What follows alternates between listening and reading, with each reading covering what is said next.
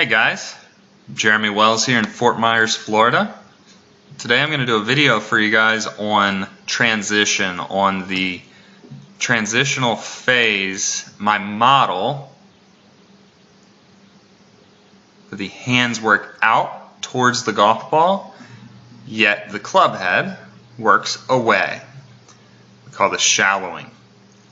I also like to refer to this effect as dispersion, the hands going one way yet the shaft dispersing, going the opposite direction.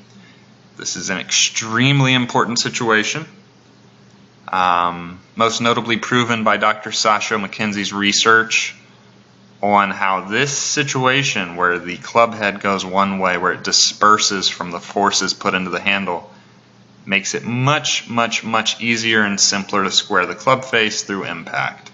So a golfer who does this will more often than not need to add any loft in the bottom, not need to forcibly rotate the forearms to try to square the face. It will happen passively as a result. What I want to talk about today is how the heck he's doing this.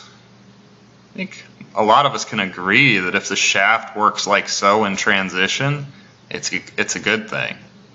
But I spent years trying to do this just with my arms. Stop and go, just trying to position it there. It did not take effect. And what I'm starting to notice is it's all a result of dynamic body motion and proper tilts. Today I want to talk about the tilting side of it, and I'm going to go down to the face-on view. So I'll leave him up on the left, and I'll pull him up on the right here from the front. And what I want to look at is what the left side does in transition. Now just please note, anything you see in the club is a result of what's going on with the body, and anything you see in the upper body in this early transitional phase is a result of what's going on in the lower body. But if we mark the left shoulder, I want you to note it's moving towards the target, but it's also moving down. Now, if you'd have told me this 10 years ago, to drop the club behind you, because I used to think there was a drop, there's not, to drop it behind you, you got to lower your lead side, I'd have laughed at you. It just doesn't make sense. But what I'm finding here is this motion, keeping the lead side low as you turn, absolutely puts an outward force into the handle, and absolutely, if your wrist angles and arm situation stays passive, will shallow the club as a result. This is dynamic motion. This is not moving from position to position.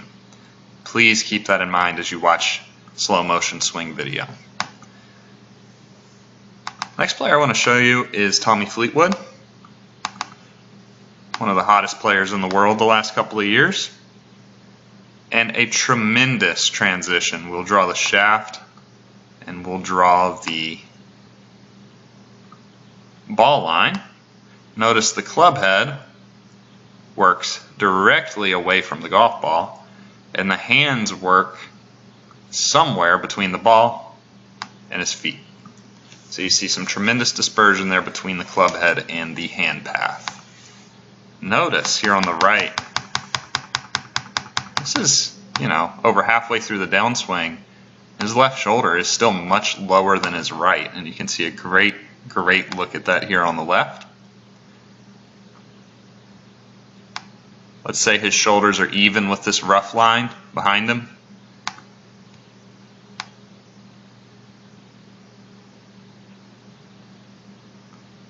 I'm going to say it lowered a couple inches as it turned.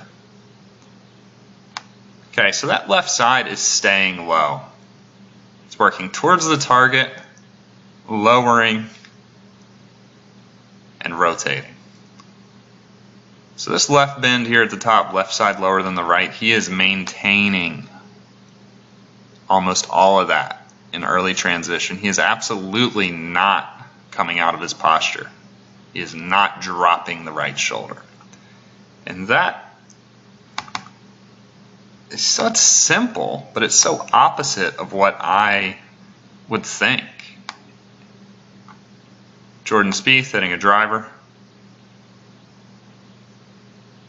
There you go.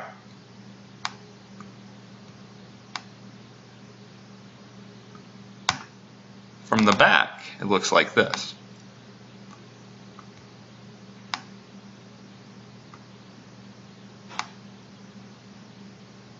So notice that angle on his shoulders, how it stays exactly the same. And think of what your body would have to do. So take a golf club, throw it in your hands, and send that left shoulder down and around to the left. Your hands will want to go like this. They want to go so far out. That's how you do it. You're staying in your left bend as you turn. Now you'll start to come out of that. You'll start to flatten your shoulders out, obviously. You don't want to just knife it into the ground. But it's much, much later than most of the players I see on my lesson tee. Most tour players will level their shoulders by P6, by the last parallel of the downswing. And one more here, I want to show you one more modern player. Kind of the hallmark shallow shaft guy, Sergio Garcia. Note the hand path in transition.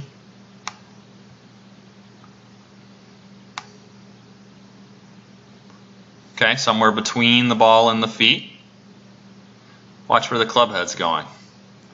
It has no intention of heading towards the golf ball whatsoever.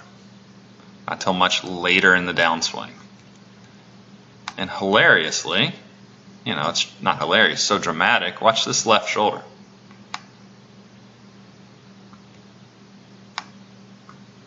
Definitely didn't go up. He definitely didn't, stand up to drop it behind him. That's for sure. There you go. You don't even have to draw the lines on him. Now, what I would challenge each of you to do is go film your swing. Let's just call this a checkpoint. Let's call it a hallmark of great players. Bobby Jones, freaking 100 years ago. Just the coolest swing ever. Let's dot this hand path.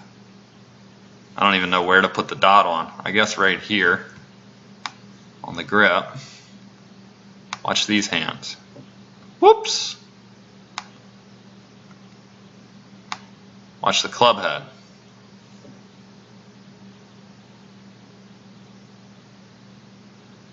So again, that's where you might feel like this is over the top. Yet the club is responding. It's doing the exact opposite of what an over-the-top player would do. Because it's sequenced properly from the ground up. On the left, flatter shoulder turn than many modern players. Let's mark the left shoulder and the right shoulder. First, the left here, you will see will stay nice and level as he turns. It's not going up, but it's not going down either. The right shoulder will maintain its height. It is not dropping in early transition. You can already see that club head helicoptering. So when I get players to work on this, I literally take this left shoulder and I say, bring it down here around to your left heel. Overdo this. Overdo it. I want your head to feel like it moves forward. I want you to stay in that left bend too much to overdo this. Work back from there. You have to exaggerate this. This is the body action required to leave your arms back and get the club to shallow. Sam Snead, perhaps the favorite of many modern golf instructors. See a nice tilted backswing. I imagine the left shoulder is, actually it's turned more, it's probably about right here. Let's see where it goes.